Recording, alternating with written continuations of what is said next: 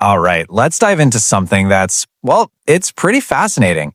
We're going to explore the psychology of people who have a lot of wealth but choose not to show it.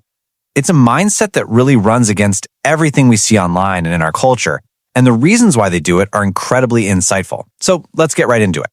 I mean, it's a real paradox, isn't it? You've got someone who could easily afford all the luxury in the world, but they stick with the basics. Why? And the why behind it, well, it goes way deeper than you might think.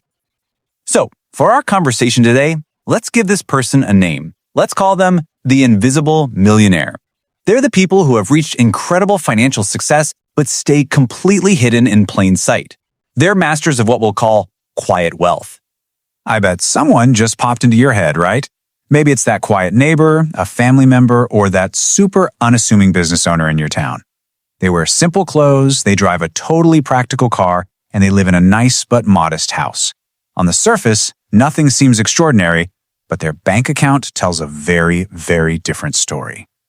And this right here, this gets to the absolute heart of it. Our first instinct, our cultural shorthand, is to just label this behavior as cheap.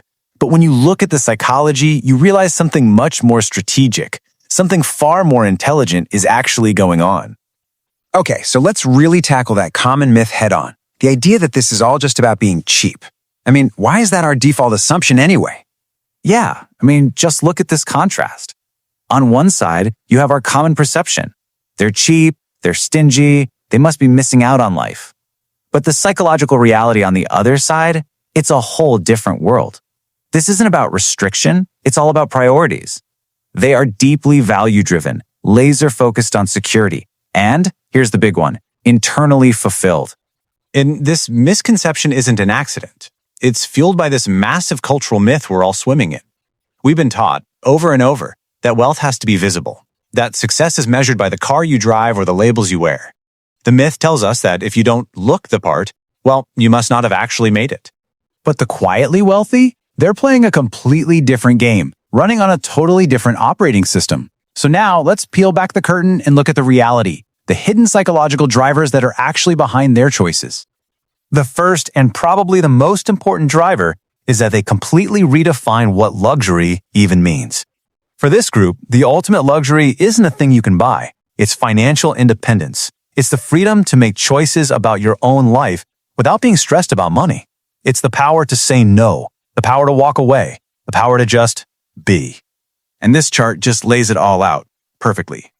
When you look at what they prioritize, peace of mind isn't just a little more important than luxury goods.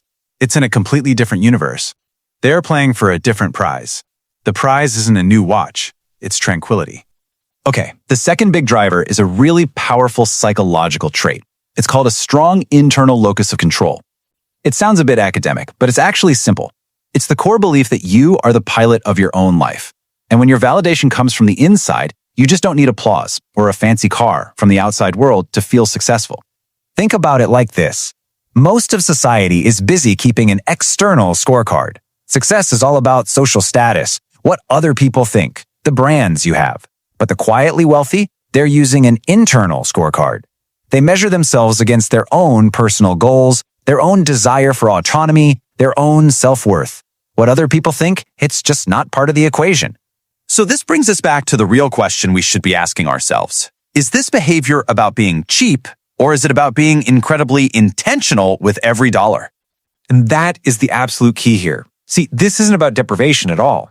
In fact, these folks will often spend lavishly, a huge amount of money, on the things they genuinely deeply value. Things like amazing travel experiences, the best education for their kids, or funding a cause they believe in. But they will be absolutely ruthless about cutting costs on anything that doesn't align with those core values. For them, it's all about utility, not the brand image. When you put all this together, you start to see a much more profound definition of wealth emerging. It's something that goes way beyond the numbers in a bank account. It's really about your entire mindset. I think this quote just sums it up perfectly. True wealth is silence. It's the absence of that nagging financial anxiety. It's being able to sleep soundly at night knowing you've built a buffer between you and the chaos of the world. That is a luxury that no amount of flashy spending can ever buy. But that money, when it's managed wisely, can help you build. So you might be wondering, okay, this sounds great, but how can I actually cultivate this mindset? Well, it seems to boil down to these three really big shifts. First, you have to define your own finish line. What does enough look like for you? Second, you have to actively work to separate your self-worth as a human being from your net worth as a number. And third, you have to consciously choose freedom and autonomy over just keeping up appearances every single time. And honestly, this is the most powerful takeaway of all. You don't have to be a millionaire to start thinking like one. This quiet wealth mindset, this deep financial intelligence that puts security and fulfillment first, it's a tool that is accessible to every single one of us right now, no matter what our income is. So, as we close this out, I'm just going to leave you with that one big question to chew on.